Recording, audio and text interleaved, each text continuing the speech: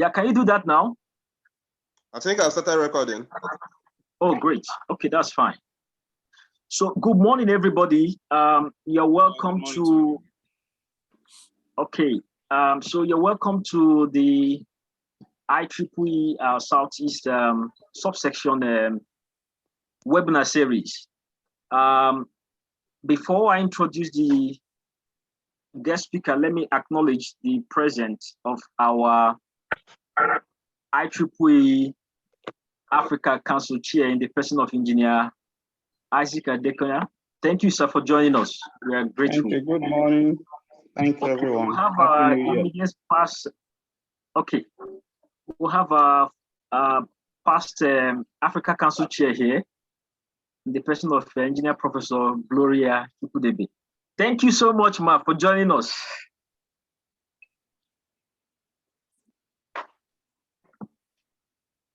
Okay, we have Som Tochukwu Okonkwo. Okay, so probably as they join us, we'll be able to introduce the. Okay, we'll be able to introduce the other person. So without wasting time, we thought it wise to start organizing a special series on not just the technical aspects of the innovations and the technologies that we've been researching and building on, but the aspect of wealth creation, the aspect of investment, the aspect of technology management, and things that will enhance our pockets at the end of the day. Looking at the COVID-19 and its consequent effects, globally, we need to start thinking on how we can re-engineer and begin to sustain our financial, aspect of our research life. Many of us, we do research and we hardly understand basic concept about investments. And it's important in this post-COVID-19 era, we begin to understand these dynamics so that we can, participate and help ourselves, especially with investments and with, financial intelligence, concepts, so that at the end of the day, we will not just be researchers that don't understand some of these concepts, but be people that understand this concept and then make appropriate application. So I would like to, before I introduce our webinar guest speaker, I want to thank Chief Gozie for helping us. Thank our IEEE Nigerian section executive and the Southeast subsection A schools and our members.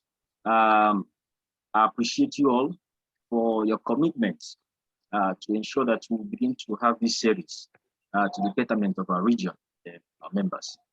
So the things we'll be discussing, many of them, they border on the Sustainable Development Goals. I'm aware that we know about the 17 Sustainable Development Goals.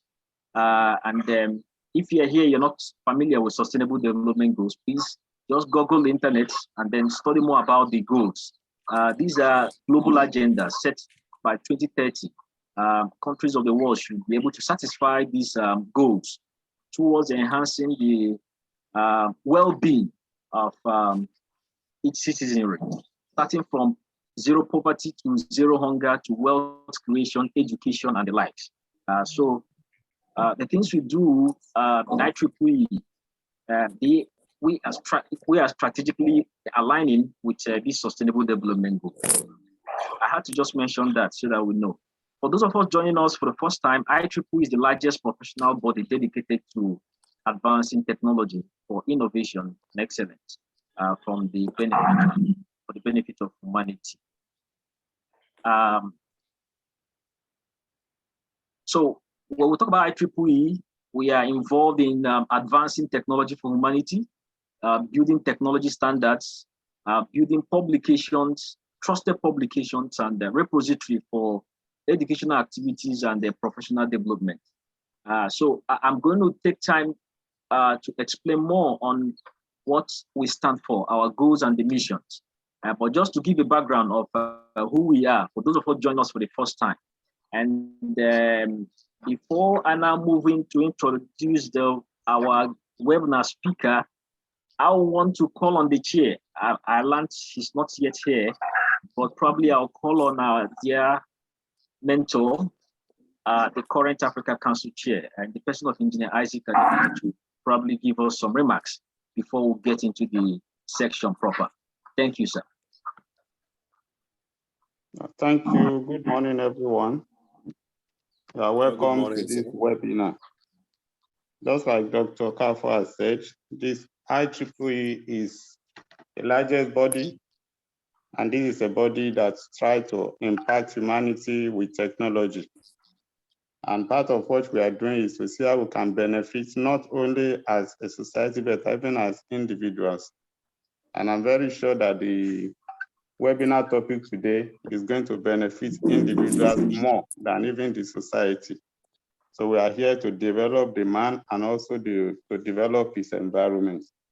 I appreciate everyone for taking time to be at this webinar. I appreciate the organizers, and I believe that the speakers are going to do justice to this paper today. Thank you. Have a very wonderful time.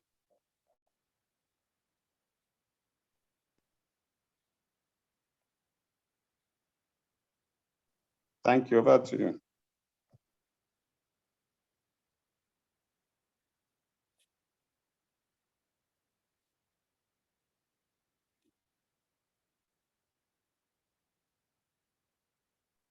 Hello, Dr. Kennedy, you can continue.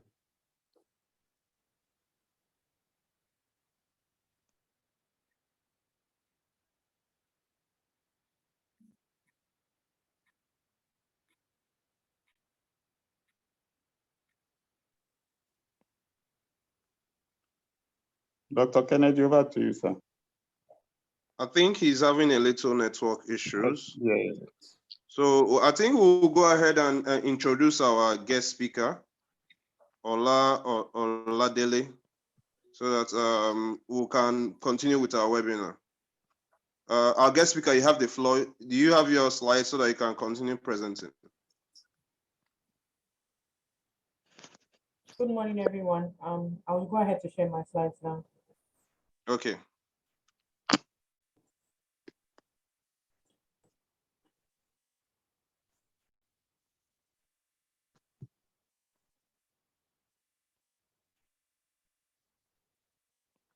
Please confirm that you can see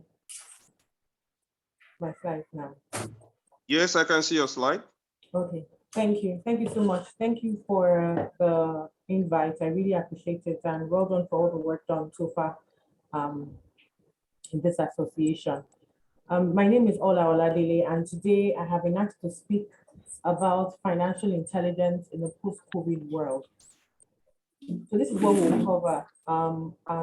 Impact of COVID on us as individuals, the new focus of life, investing, the basics of investing, and I'll bring it all together. Now, this is a short presentation, but the way I generally try to deliver on my presentations is that I want people to answer questions along the way or ask questions along the way. So as I'm speaking, if you need clarification, if you have a thought, or if I ask a question, I'm looking at the chat. So I'd appreciate if you use the chat as much as possible so we can engage. And if you need any clarification also, I'm happy to provide them as I go along the way. Okay, thank you very much. So this will be very orderly. I think there's also a raise hand feature. If someone wants to speak, person can use the raise hand feature. They'll be given the floor to speak, then you answer the question. Okay, that's fine. So introduce myself.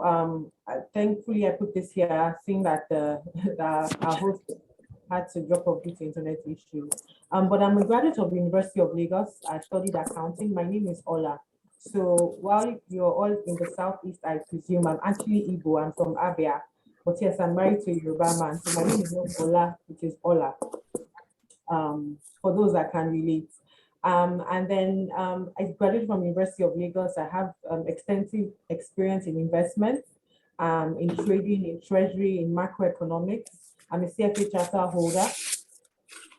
Currently, I lead the global markets team. There's a global markets, financial markets team in a company called Parthian Partners here in Lagos.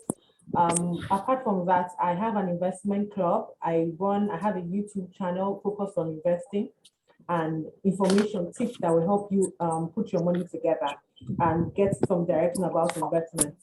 So yes, I think that's about it in terms of introducing myself. At the end, I will provide ways for you to reach me after this event. So let's go right into it. So what is the impact of COVID on us? And I would appreciate if people can say, if they relate, what happened? Yes, we know COVID happened, but they're beyond the fact that there was a lockdown. How did it impact our lives?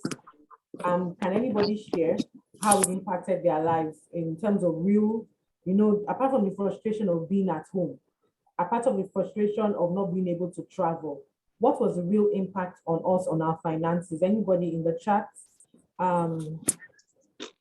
Anybody? What was the impact? Anybody? Or any raised hand, talk about how COVID impacted us. Anybody? We had to engage because that's when you start processing things. Like you start, you imbibe what is being taught by actually bringing out what your own thoughts are. Reduction in source of income. Thank you, that's one thing. But any other thing, anybody else? Just one more contribution and I'm happy to move on. Anybody else or a raised hand? Okay, Azuka, go ahead. Okay, so well, for my business, it forced me to take my business more online, more or less. Like I had to develop new skills to sell online, so I had to go virtual. Yeah. Fantastic. Thank you for Sorry, I'm back. Sorry, my network went off. I'm back now. Thank you. Okay, that's fine. But can I go ahead? I've already started. Okay, thank you. Please go ahead. Okay. Thank you. Okay. So yeah, one of the things that we saw was supply chain disruptions. What does that mean? The farmer in Benue State could not get his produce to Lagos. The person in maybe in Ebonyi could not move his palm oil to Benin or whatever, right? So he had products to sell that he was bringing out of the ground, and the person on the other side wanted to buy, but there were security issues. There was slowdown in movement. There was a lockdown. There were things like that. There was a lot of confusion. So we had supply chain disruptions. We had reduced demand for non-essentials. What do I mean by that? When you are at home, all you basically need is food, shelter, clothing. And then in this day and age, you need internet also as an essential of life, right? So there was more demand for internet data, for your data to work so that you could connect to the world. However, things like, thank you, inflation, price of commodities happen. Yeah, that's another thing. But if your product or service was not an essential, if for example, you were braiding hair or you were selling office shoes, nobody was going to work. So demand for suits would drop. So if that was your business, you were hugely affected. Or if you were a tailor, or even production chains shut down, production companies shut down. There are so many things that just slowed down on the back of COVID, right? People got tired. So you find a lot of people resigned. There's still that thing of what is all this work about? It just brought to question everything we were doing. There are projects, and I'm sure this would have been where the engineers would have been affected, where there is a project, someone awards a contract to do the electricals in this whole building, and COVID happens. The person says, I'm not sure I should be putting my money into that. Let me hold on to my cash and see how far this goes, right? So a lot of projects were suspended. And these things have monetary implication. Every single thing I'm saying here has monetary implication. Hyperinflation, we just talked about it. Something as simple as a gas canister that we started the year at 4,000 for one, at least here in Lagos. Now they are saying 7,000, 8,000, 9,000. Some people will say 10. There's nobody's pay. That is jumping at that rate, right? So hyperinflation was something, and guess what? It has monetary implication. It has direct impact on your pockets. Devaluation, this was one that affected everybody in Nigeria. The fact that dollar was 360 and now we are at 560, 570, 575. That's like 200 naira move on $1. And if you think about the fact that even this Zoom that we are using, we are paying for it in dollars. Even your laptop that you need to function, you are paying for it in dollars. So everybody has been affected. And why was there a devaluation? Because the global economy shut down. And with that, those who were on fragile were standing on one leg. The leg was cut off, basically. And so we had to move the value of our currency. So what am I saying? We all, and I think we can all attest to this some way or the other. One of these things I said here affected everybody here in one way or the other. If at all nothing, then fatigue. At some point, just being in one place, just being stuck, just moving from your living room to your bedroom every day, and maybe walking on your street, it was just tiring. But everyone was affected. And why do I say fatigue has an impact on your finances? Because when you are mentally tired, your productivity drops, especially if you have to work on a computer. So if you're supposed to deliver something in one day, and you're supposed to be paid for every delivery, and it now takes you 3 days, it means that you've lost money for those 2 days that you spent on something that should have been done in one day. So yes, it had huge financial, in fact, I think beyond the health and the people that were lost, the next thing that COVID hit was financial, was majorly financial.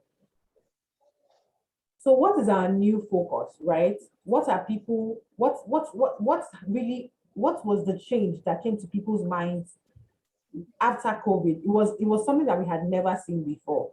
But what came to people's mind? To improve their quality of life. You now start having people saying, this work that I'm doing, is it really worth it? This thing that I'm slaving for, is it really worth it? A lot of people decided to start their relocation journey after COVID. Why? Because they're like, there's only one life to live, right? Only one life to live. So why am I here? You know, and it's an economic question. So one thing that a lot of people are trying to do or have determined within themselves to do after COVID is to improve their quality of life. And you would agree with me that quality of life is tied directly to financial capability. So as we move post-COVID, even though yes, we know that COVID is still a thing, there will still be those, okay, restrictions, blah, blah, blah. But as we move past that whole, we are on lockdown, we are stuck in one place, the businesses are slowing down, everything is opening up, people are flying, the numbers are rising, yes, but people are still doing what they need to do, right? But what are people most convinced about? I need to improve my quality of life. There's only one life to live. Now, to qualify it here, understand that the journey of your life, the journey of your money journey will last the whole of your lifetime. Meaning that as long as you are alive, there is need for your finances. Even if you are 120, you need food. Even if you're 120, if your leg is working well, if you are able to move, if you are able to function, then you need clothes. Is there any way the use of dollar can be introduced in Nigeria as done in other countries? That's the worst thing you want to do. And I'll explain why later. That is like the worst thing. Worst thing you want to do. Worst. That will just kill us. Kill us dead. Final death. And I will explain. Please remind me so I don't lose the thought of my presentation. But that is such a wrong thing to do. And I will explain why later. So quality of life. So everybody's focus is on how do I improve my quality of life? Now, what is quality of life? Your health, your time, and your money. Everything ties into these three things. Why? What do I mean? You are working a job where it's giving you mental stress that can lead into high blood pressure, right? You are working a job that after you've done all you need to do, the only thing you can do left is sleep. You are lacking time. So imagine if that job, you could do it in 4 hours and then you are able to relax with your family, see your friends, you are able to have a hobby, that is time. So what have you got in time? Then the last thing is money. Right? Money is like the easiest one to explain. You need good food. You need to move around. You need to have a house over your head, right? These three things, if you look around very well, your quality of life is embedded in these three things. If you have money, right, you can buy the kind of food and get the kind of gym or get the kind of dietitian that will help your health. If you have money, you can afford to say, I don't need to work this number of hours. I can reduce my time and use it to play tennis. If you have health, you can use your health. Once you are healthy, you have enough energy to say, I can do this transaction and get money.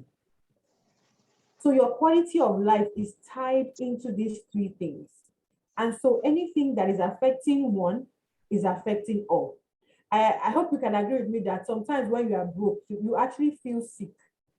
Sometimes when you are broke, your time, it almost feels like you are in a haze and the day is just over. You can't explain, but you can't account for your time. Why? Because the lack of money has moved into your health, now your mental health, before it gets to your physical health, your mental health, and because your mental health is down, your use of time is ineffective. So you can look back and wonder, what did I use the past 2 weeks to do? And you can't account for it. Why? Because there's a money pressure somewhere. So I'm bringing it together because as we go post-COVID, these three things need to improve, and we need to make choices that will improve all three at the same time, or else if you focus on money too much and your health suffers, you will have all the money in the world, but they will put you on a strict diet that you cannot eat what you like. I hope you understand what I'm saying. So this is the reality of post-COVID life. Post-COVID life is not just about money in itself. People have gone past that to say, okay, this money, I must be able to draw value from it. I must be able to enjoy this life. And that's the mindset that people are carrying out of COVID, that, see, there's more to life than this money. Yes, we need it, but we also need to balance things out in the quest for it. Now, a time will come when you will stop working. The question is, are you ready for it? And that's a reality that we all need to come to terms with. And while we are saying it, we also have to recognize that your children are not a good retirement plan, because depending on the age and stage of life when you retire and the age and stage of life where your children are when you retire, there will be one season of massive pressure that can cause huge issues within the family. So it is important to be aware that you see this energy, you see this health, you see this time that you have, that you can be moving around, flying around, jumping around. A time will come when you need to slow down, when you need to be able to hand over the running of the business to someone else. I mean, the truth about it is that life is not just about working. So even if from the angle of let's enjoy this health, time, and money, you need to enjoy it when you still have energy to enjoy it, when you can afford to do a tour of 14 countries at the same time in 3 weeks and not break down. So whilst we are working, the question is, this work that you are working, what is it for?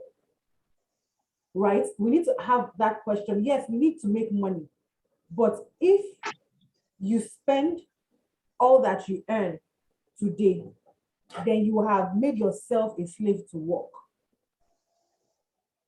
So that's something that you need to take note of. If you spend everything you earn or you make today, then you made yourself a slave to work. You will not have time, and it is very possible that your health will tell the story. So that quality of life, let's put it at the back of our minds. Now, what am I going to talk about? Financial planning. Why am I talking about financial planning? Because where you are right now is where you are, right? But there's a point, I just said at some point you will stop working. And it's better for you to be the one to plan for that time than for it to be a matter of, oh, I've hit 60, I have to stop working. It's better for you to be in control of that conversation. That's where financial planning comes in. Financial planning is what gets you from the graduates all excited about life to the person that is retired and chilling by the beach. You have to be intentional about your money conversation. And yes, there's being intentional about making money, but then there's also, but making money is work, right? There's also another type of being intentional about how you create your own and curate your own money story so that at some point in time in your life, you can actually relax and know that you have money, you have time, and you have health, quality of life. So financial planning involves knowing your current state, goal setting, budgeting and saving, investing, retirement planning, estate planning, risk management, and insurance. Knowing your current state is knowing where you are. I will talk about these things. I will run through them quickly because I mean, this presentation is a short one, but for you to get the idea of what you need to be doing. So yeah, know your current state. Financial planning means knowing your current state, know where you are going, and knowing what you need to do to get there. It is very, very important because knowing where you are, you might be good right now. What do I mean by you might be good? You might be comfortable, like you can cover your bills, your children and the school you like. You can see that, okay, at retirement, this is how much you get as gratuity depending on where you're working, or your business has gotten to a point where if you can hand over the business to someone to run and you'll be fine, you can know where you are right now. But the question is, have you defined where you are going? Why is that important? Because imagine someone that graduates from school and is maybe 20, 23, 24, and we all know how that can be. You graduate and you are excited, and then you start working, you're an engineer, so you start working in Shell, right? But the kind of big money they give you straight from zero in school to money you've not seen in your life, right? And you feel like life is fine. But then you don't realize that maybe by the time you get to 30, you're going to start paying school fees. By the time you get to, by the time you get to 30, you're going to start paying for crèche. You have a child. Maybe you say, this is the kind of hospital you want your child to be in, or be born in, or maybe you want to be born, maybe Nigeria is a problem. Let's go to Canada or go to America to have this child, right? By the time those things start creeping up, right? If you weren't planning for them, you will feel under pressure. Why? Because for the past 5 years, your lifestyle has been high, right? Your lifestyle has been, oh, this money keeps coming. And then just imagine that your 10th year anniversary at work is 2021, when a lot of oil companies are letting people off.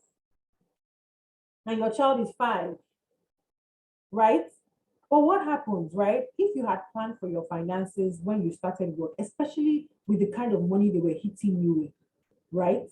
By the time you've done this for 10 years, the truth about it is you would have enough resources, you have enough investment skills that even if they say, come and be going, you say, give me the money, I know what to do with it. I know how to double this money.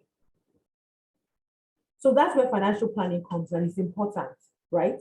Know where you are, know where you are going, and know what you need to do to get there. So your current state is your assets minus your liabilities. By assets, every investment, cash is an investment. As long as you got money, you didn't spend it, it's still in your account. Because an investment is anything that has the ability to provide increasing value over time. Meaning that cash, even though it is there or it's not earning anything, you can invest it in something that will give you interest. So it is still an asset.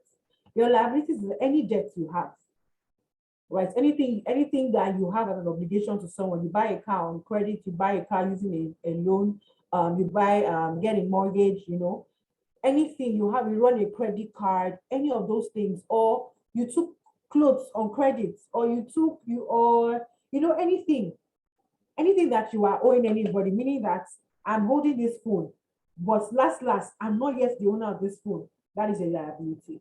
So you have to know where you stand. Why is this important? Because it's a very important question to ask. Someone that earns 100 million and spends 99.5, or someone that spends 50 million, that earns 50 million and spends 20 million out of it. At the end of the year, who is richer? Let me ask the question again. You earn 100 million, you spend 99.5 in a year. You earn 50 million, you spend 20 million in a year. At the end of the year, who is richer? The one earning 50 million.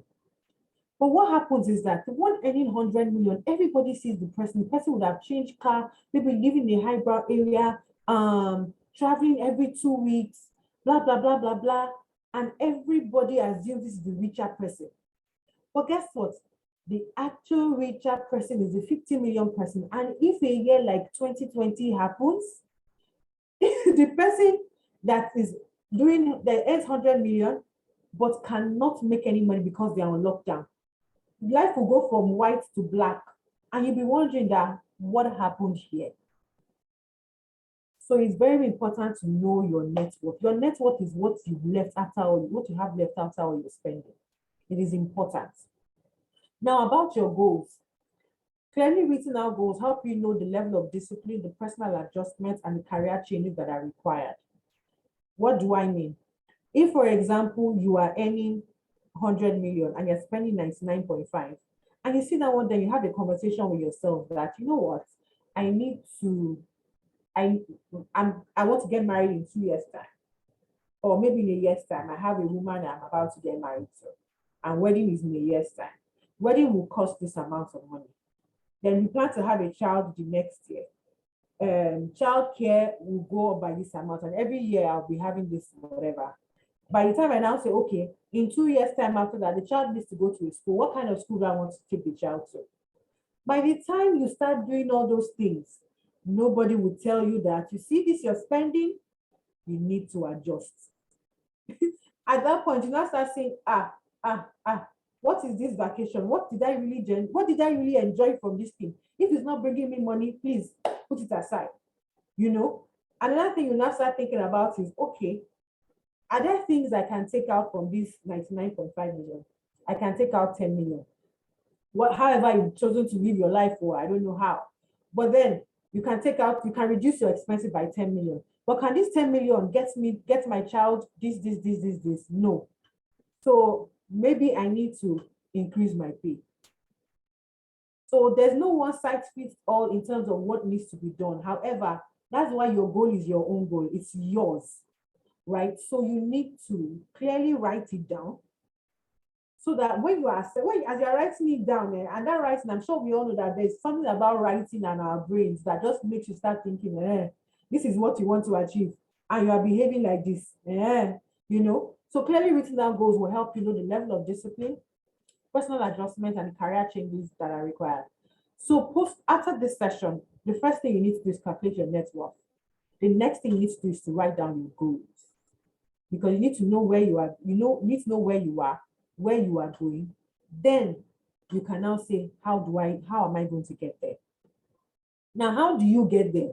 Whatever that goal is, the savings from a current stream of income and returns from investing. And I will talk about them as we go along. So what is the basics of saving? Oh, I should have dropped this link. Sorry. Can we copy this link? I will share it with the organizers. There's an assessment that you can do.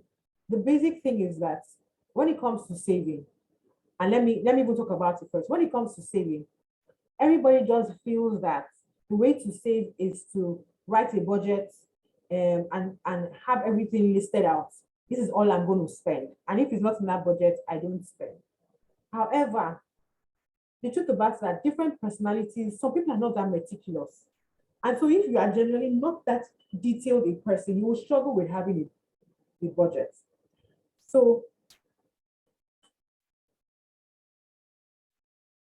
okay, we would have a budget. Sorry, I saw the chat, it was a little distracting.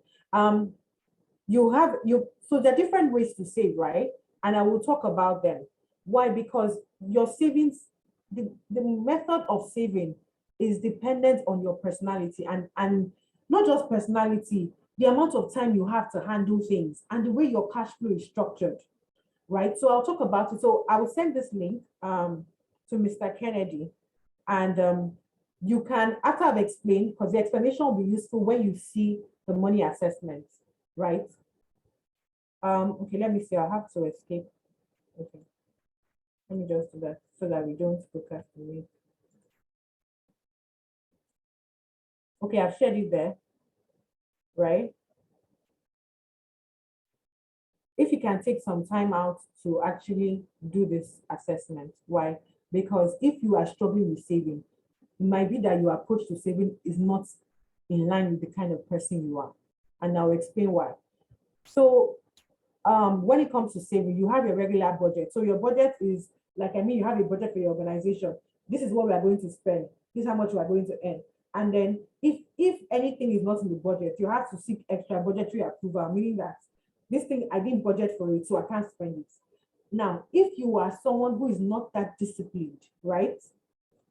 No, further, if you are someone that is that disciplined where this thing is coming up, but it's not in the budget, I'm not going to spend it, then detailed monthly budget is for you, right? But then there are some people that even though they want to save, but their money comes in trickles. So if for example, you run a commission-based business, or your business is like, I sell out of what I sell, the portion comes to me as my pay or my salary, right?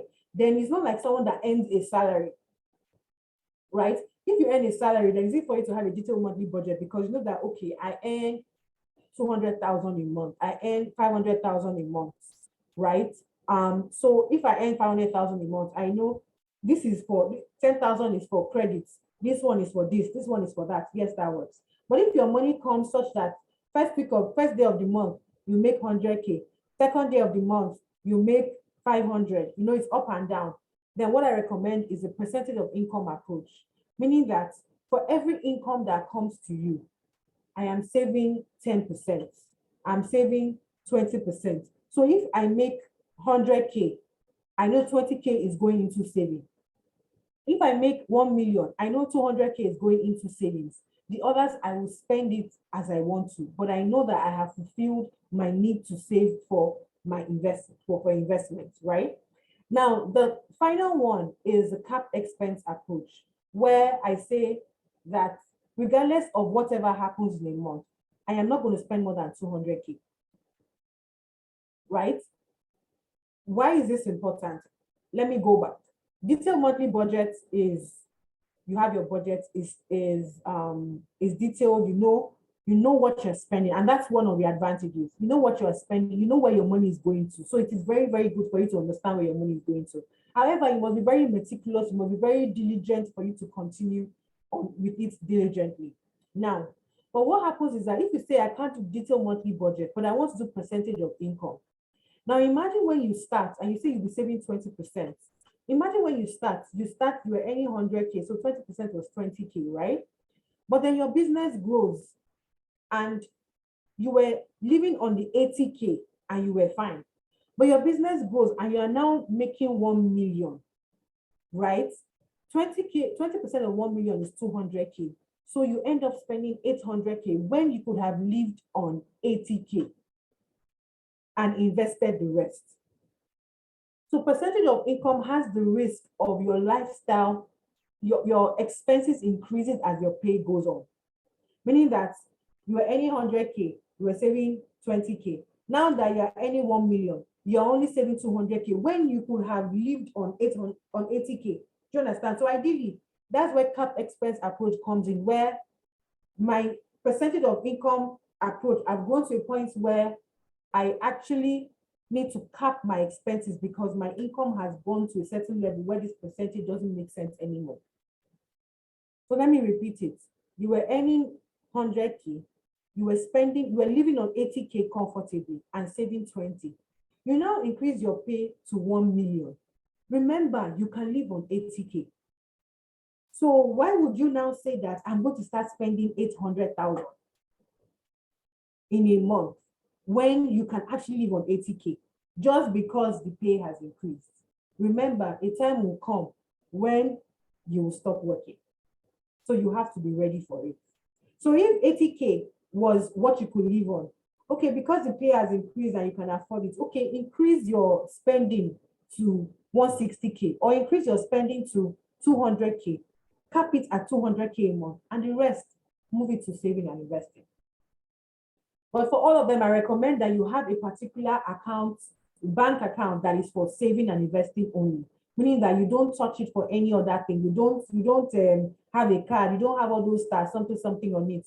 All you use that account for is for your saving and your investing, because the time will come when you will not be working anymore. So now, what are the benefits of saving? If all you can save in a year is, in a month, is 5K, in a year you'd have saved 60K. If all you can save is 50K, in a year you'd have saved 600K. And then guess what? If all you can legitimately save is 50K monthly, at the end of 30 years, you would have 18K. Or at the end of 20 years, you have 12 million. Now, the truth about it is that even if you start with 50K, understand that as you grow, your 50K will become 60, become 70, become 80, it will become 200 as you grow, because at least your salary will increase, things will improve over time. So if you start today with 50K savings and you have 20 years to work, right? You know that at retirement you'll have 12 million. 12 million might not look like money, but guess what? If all you have is 50K, then 12 million is money. That's the reality. And if you have more, then do more. So if you had 500K, it will be times 10 of this. It's as simple as that. If you have 500K to save every month, it means that in 20 years, you will have 120 million waiting for you, just sitting down, waiting for you. And this is Nigeria. 120 million is still good money. It is still money. And it will still be money for a while. So let's know the value of those little things that we don't think is money. Let's start valuing it. Then the basics of investing. How I always talk about investing is, think of investing the way you would sow a seed, right? You have an apple, you eat the apple. After you finish eating the apple, there are the seeds inside. What do you do with the seed? Some people can say they want to do fish palm and blend it and drink it, or they want to use it for facials or whatever. But then on the other hand, you can sow it into the ground. Now, if you sow it, there's a chance that, you see those seeds, one of them can become a massive tree. That is the same way with investing. And so it is very, very important that as you work, you get the apple, that is your pay. The amount that you put aside is your seed. If you leave your seed lying idle, meaning that you leave your seed in the on the table, and just pack it up and say, oh, let me not throw this seed away, let me keep it. You know that Hamatan will dry it up, or the weather will dry it up, or it will rot if it's in a humid region, right? But if you actually sow that seed, then there's a chance that you will get a tree or many trees. I hope you recognize that each of these apples that you see here has a seed in it that you can plant. So that's the idea about investing, right? It has to be a mindset beyond,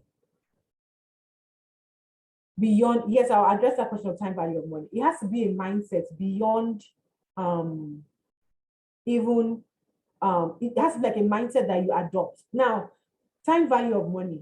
I'm telling you that you have one apple. I'm saying that if you keep the seed and just save it, right, it can dry up. That is your inflation. That is the time value of money.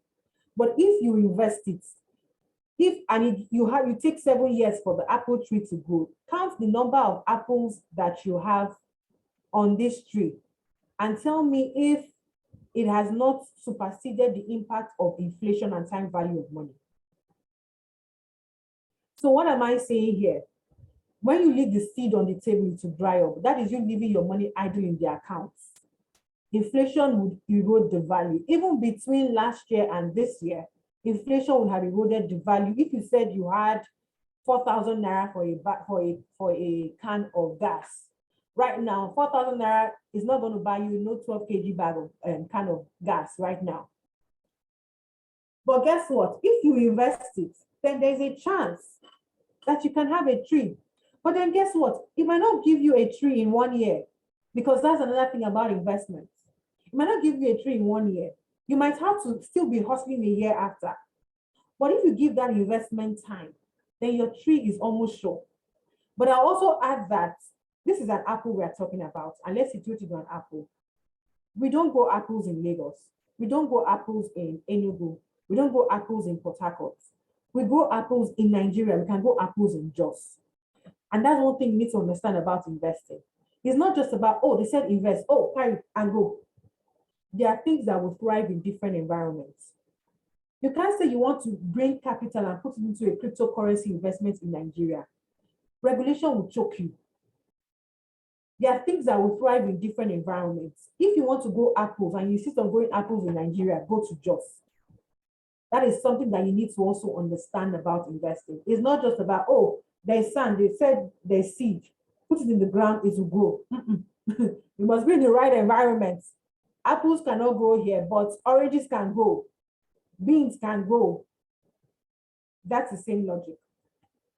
So do not eat your seed, right? Now let me talk about the benefits of investing. You have your 5K. In 1 year, you have 60K.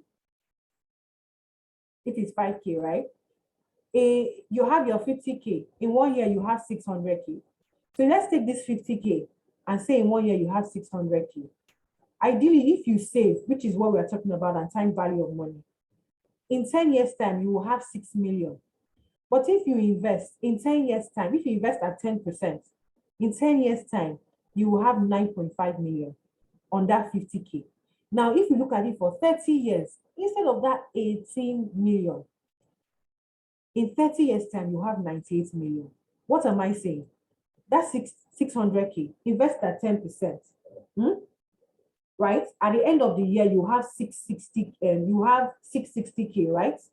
Add another 600K to it and invest the 600K plus the 600K plus the 60K for another year at 10%. Add another 600K to it just by doing 50K a month. In 30 years, you will have 98 million. Can you see the power of investing? And 10% is not something that you cannot get in Nigeria easily. And it just tells you that if you give it time, there's no point doing all this get rich quick scheme and doubling your money and doing this and feel like you can't make money if you don't do that. Simple 10% that you can get, right? You can actually grow. But the question is, have you set your goal? Do you know where you are? And have you decided on what you need to do to get there? See, if we do 2.4 million in a year, you have 394 million. That sounds really good after 30 years. Say you don't have 30 years of work, you have 20, 137 million. I put it to you that very few people would have pension out payments, or gratuity. You know, when you have your pension with like a Stanbic and Co, and then they will give you, very few people will get 100 million from Stanbic after they finish working. But with your how much, 200K, see what you can do. So you have to be intentional. Now, what are the basics of investing? Investing takes time, so start now. The next thing is not too late to start. Start now with what you can do. If you can do 50K, fine. If you can do 1 million, fine. If you can say, okay, I can do this amount monthly, but then I get this bulk money at this point, I will add it in, fine, but start. Another thing that we need to understand is that return is always a reward for risk. You see those people that offer you 30%, 40%, agree this, agree that, high interest savings, they are taking risk with your money. They are taking risk with your money. So don't put all your money in high risk investments. When you see high return, know that they are rewarding you for taking some high risk. Just take it like that. And over time, you realize that it's like a mean reversion. You will lose some money. And I hope you know that if they say they're going to give you 30% return and you put 100K and you're supposed to get 30K, if you lose the 100K, it's worse than if you just made 5K off another investment, because that capital is your actual sweat.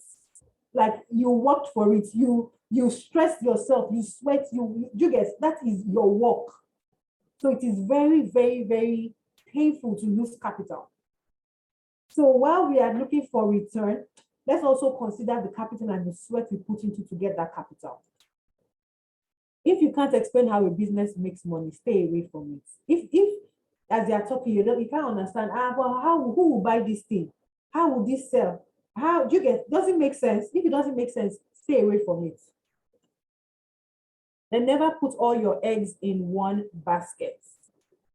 It's a journey filled with bumps, traffic, detours. It's a journey, right? So don't say, this is one investment, it is good. Therefore, that's all I do. Oh, don't stress me, all I do is this thing. Yeah, it's a risk. Because what happens if that thing goes bad? I hope you know that every time you carry your money and give to someone, even if it is a 100-year company, you are putting your trust that that company will hold your money. And guess what? 100-year companies have gone down. So don't put all your eggs in one basket. Another thing about investing, because people also do not know where to invest, I will tell you that there are more viable investment opportunities than you have money for, if you know where to look.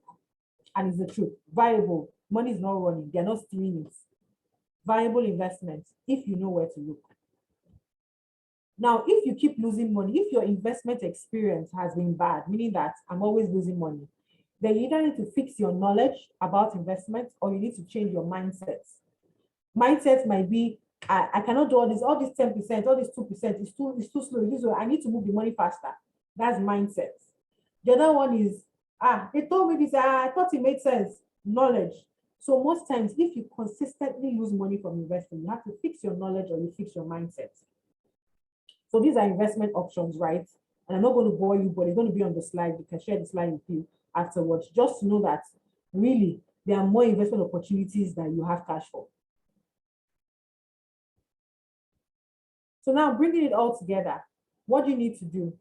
Establish your savings plan, set your goals, identify the annual return required to achieve it, and take action. What is the action? Save, invest, measure, repeat.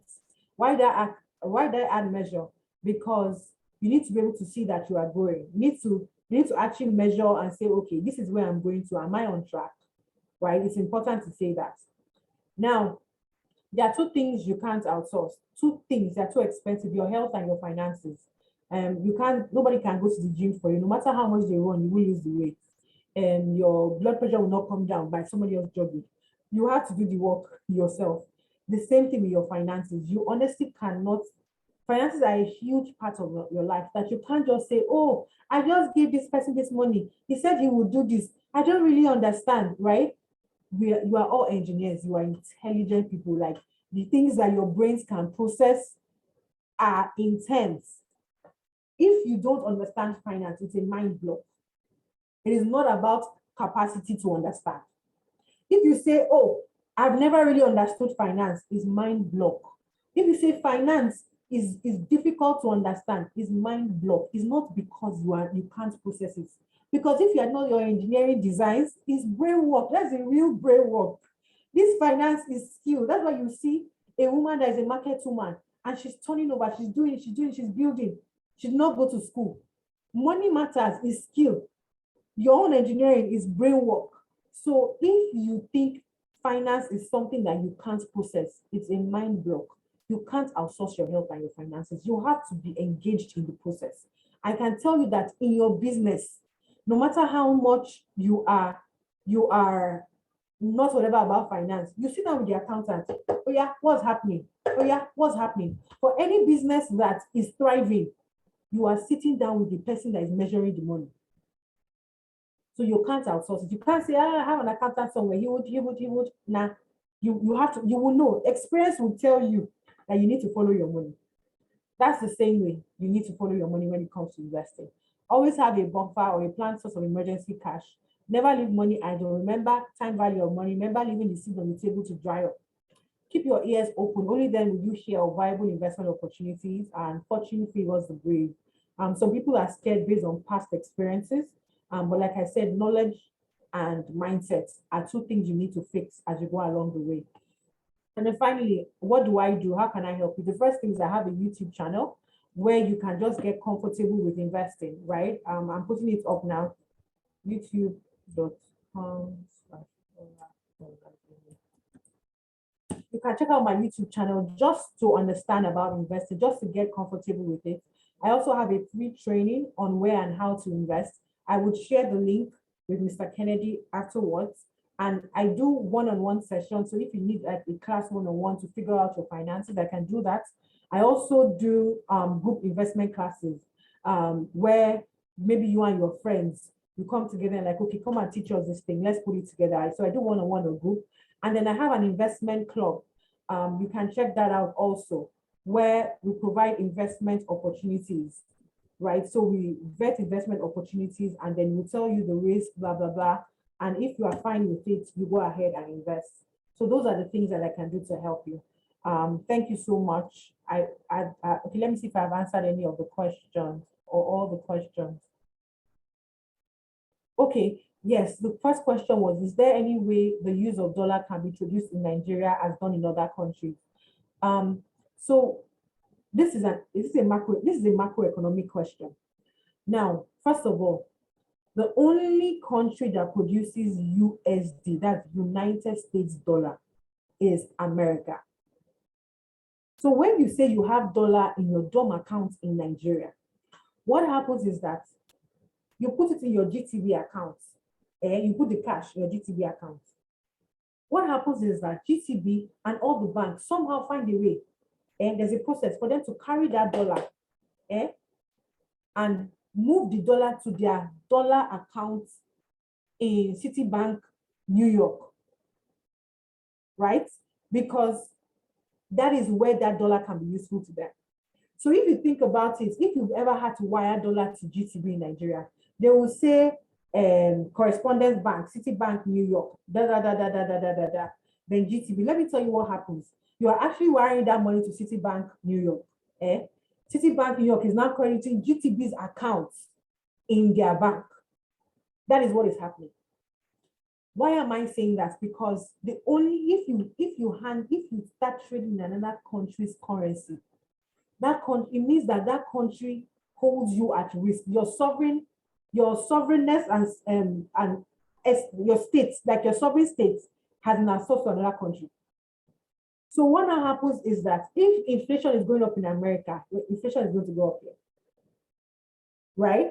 If the government now says they're not going to be providing cash to people to this amount, it means that if you in Nigeria, we say we are spending dollars, there'll be scarcity of currency to spend because we cannot print dollar.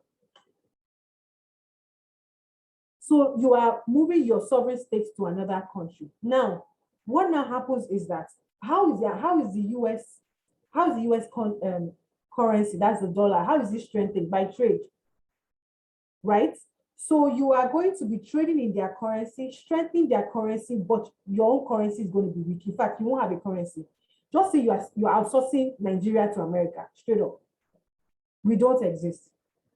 So in the midst of, so the way to fix our currency problems is by exporting. We don't need to start trading in dollar, or else the currency is dead. That's the end. It will keep sliding.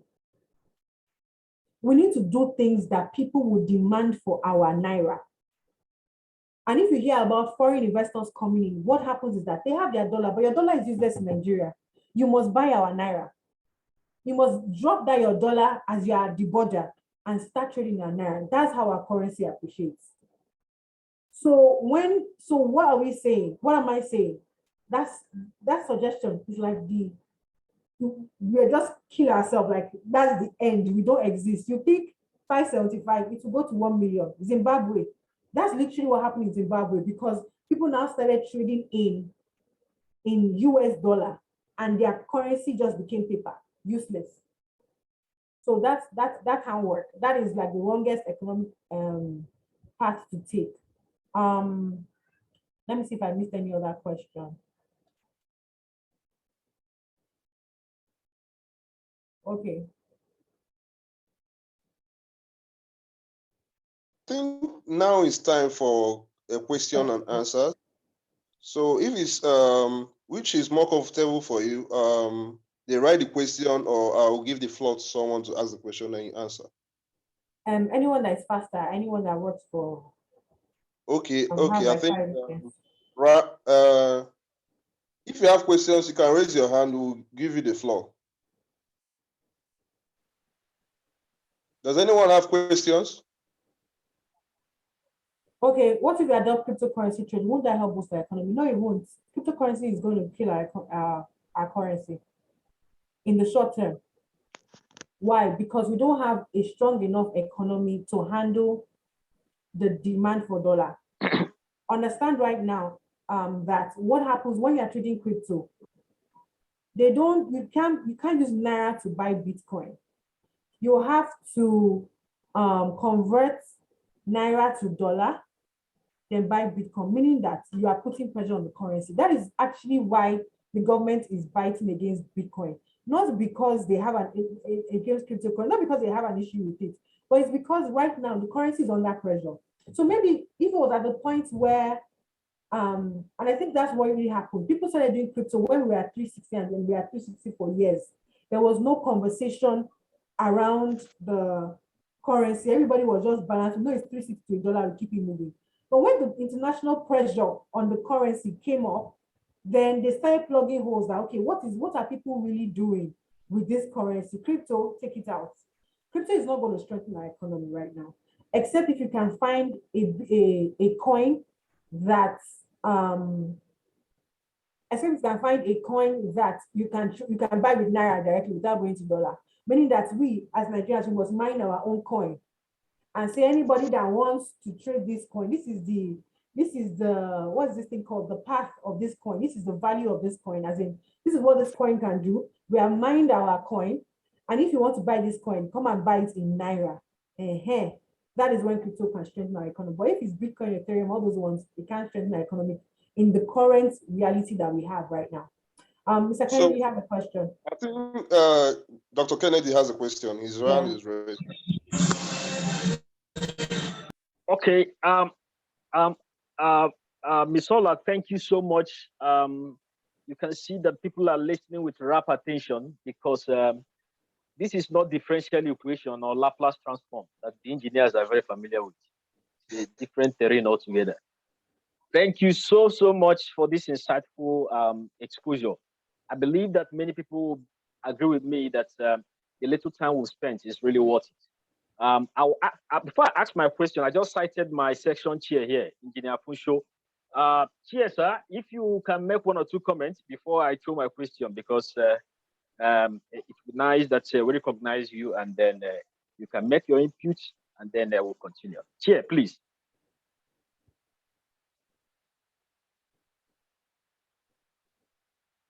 Hello, my chair. Are you still there?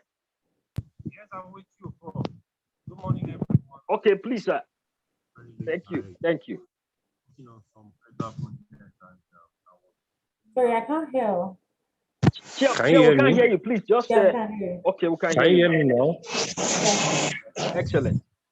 Can you hear me now? Yes, we can hear you. Okay. Yes, we can hear you. But, I don't like getting late to meetings, but you please pardon me for today. I had earlier engagements on the federal project I was working on in another state. So, but I'm very glad I met the presenter was about to finish, and I thank you, madam, for coming around us today.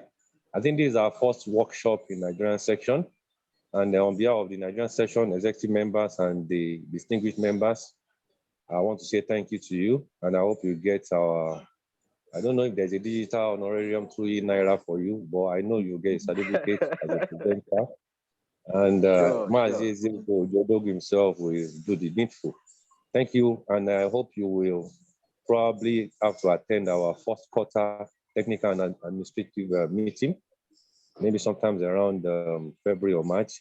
So you do a face-to-face presentation for us if you are in Nigeria by then. So, and I want to use this opportunity to invite you to our Niger conference coming up also around March, April, and Prof will brief you more about that. Yours if we say we lack financial intelligence at this era of digital currency, it means we are not ready as professionals. So business intelligence, emotional intelligence, financial intelligence, they are what we need for disruptive technologies in this fourth industrial revolution, because it has come. Yesterday night, I witnessed the rollover of 5G by all the operators, and up to this morning, I witnessed it. If you have bad network overnight, we are on 5G now. Nigeria is on 5G now. So Wow. time goes faster than we think now. Technology doesn't wait for anybody. You have to catch up. So money, you withdraw 100,000, is spending like 10,000. So that is why we need to talk about the money, even though IEEE is not for profit, but you need to know how to manage your resources and adapt it properly. So thank you once again for being the first to shoot out this workshop, and we sincerely appreciate you. Do have a lovely time. Thank you, sir. Thank you so much. Okay, Chair, thank you. That's our section chair, Engineer Funsho Debayo. Thank you so much, Chair, for this brilliant submissions. So back to my question, Mr. Ola, before we close out now. A lot of people will be wondering, some of us, we are in the university, we are teachers, some are not really involved in the real business sector. Probably they want to go into investments, probably might give a guideline on, or what do you call it? You can advise for those that have low risk disposition, what kind of thing they can put their money to. I saw somebody call me some time ago, a very respected, senior colleague, professor, that the children want to go into cryptocurrency. Please, what did I advise them? That they want to get money, they want to, I say, please, hold on first. This crypto thing, just hold on. So at the end of the day, I succeeded in discouraging them to go into that investment, because I don't have clear picture of what the technology is all about. So I needed to make more consultation. So my question is, for low risk disposed individuals like the academics, what will you advise them, moving forward from there? So the first thing I'll say is about the response to to cryptocurrency, especially for younger people. I would say that, as against saying don't do, I would say give them small capital to start with. Why? Because that's where the world is going. Like the engineer just said that we just rolled over 5G. The world has gone. Like, so if they're going to use it and to put money that you can say, okay, if this money goes, everybody will still be fine.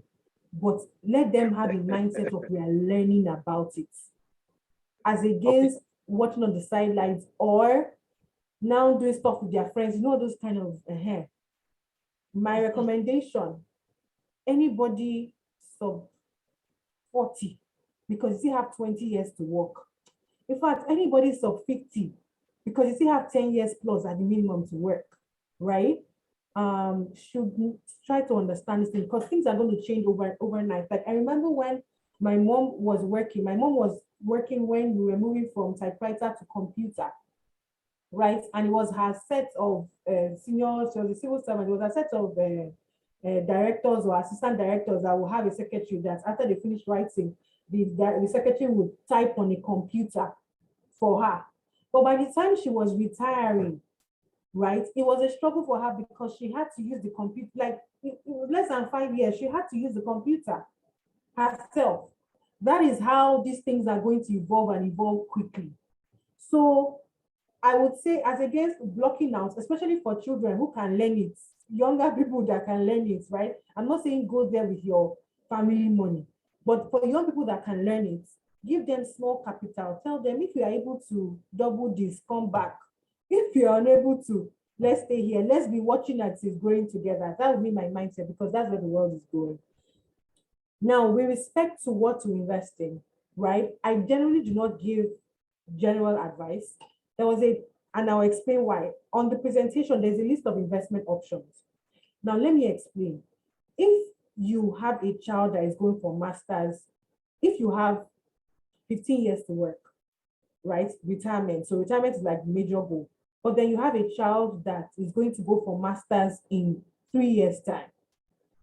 I cannot tell you, for someone who is looking at retirement with no major whatever, I can say you can do stocks because you have time to get your dividend, invest your dividend, blah, blah, blah, blah, blah.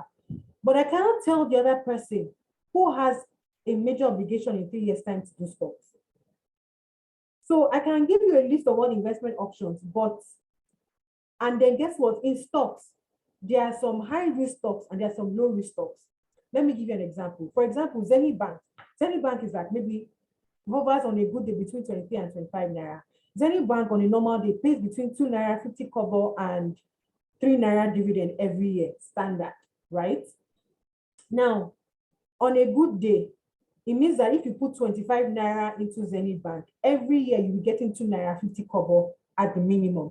That is the 10% I talked about in that return sheet, meaning that you invest another one. You add your so that dividend you invest it into what's it called, into the stock, and you keep investing. You achieve that your 10% that I was talking about.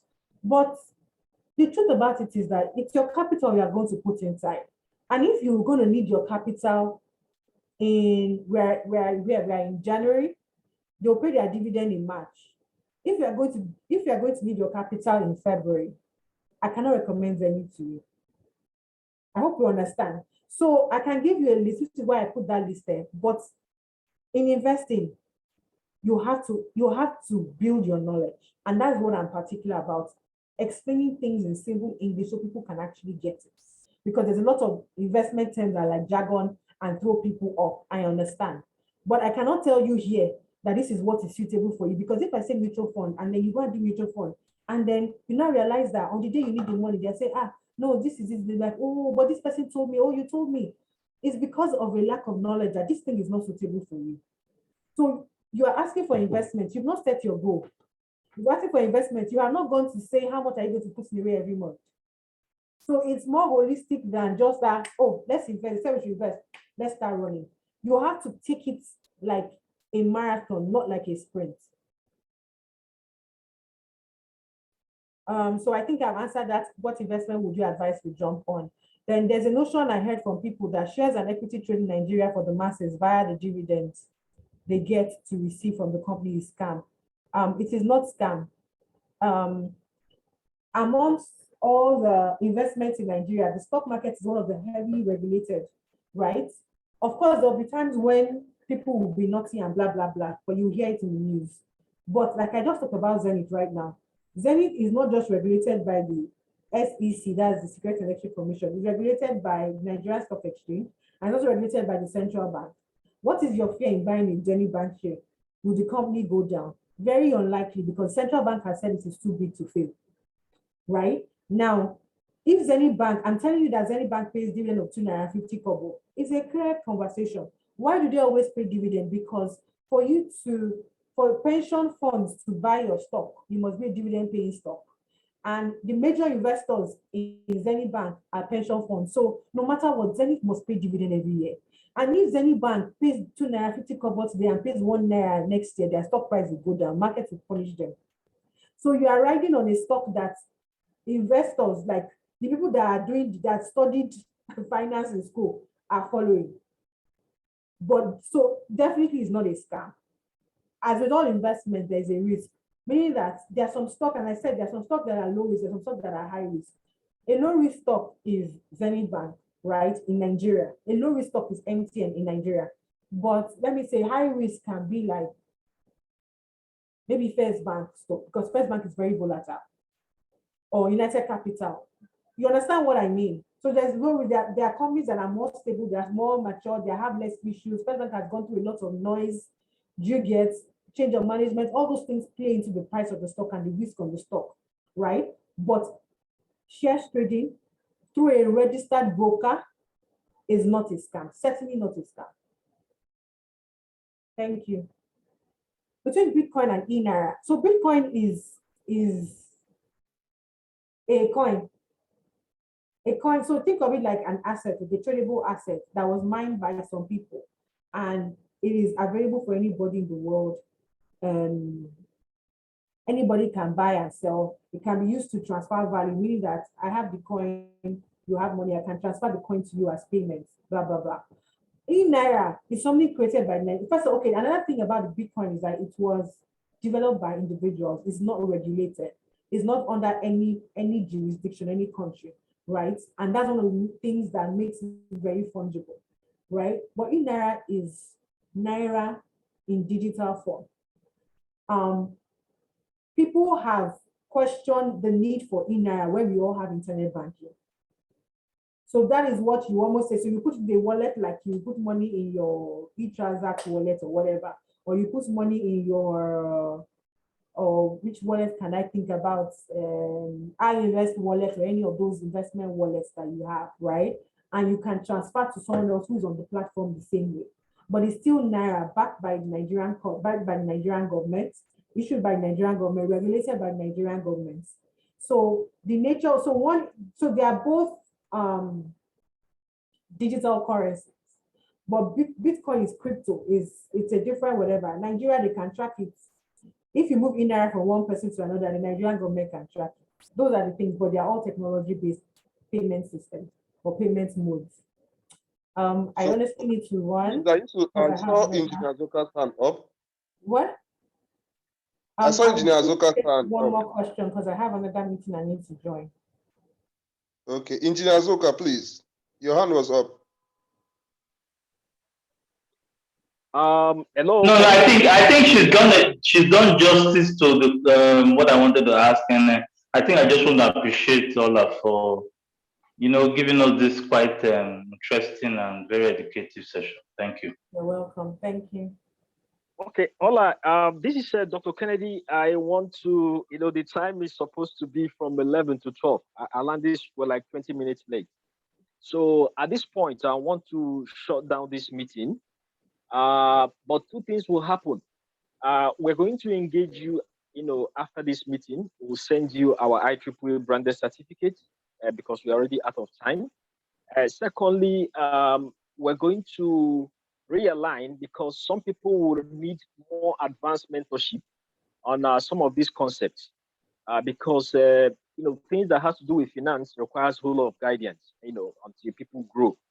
So we're working on that. A lot of people want to, engage with you and see how they can grow, their financial biz and then start talking like you, if it's possible.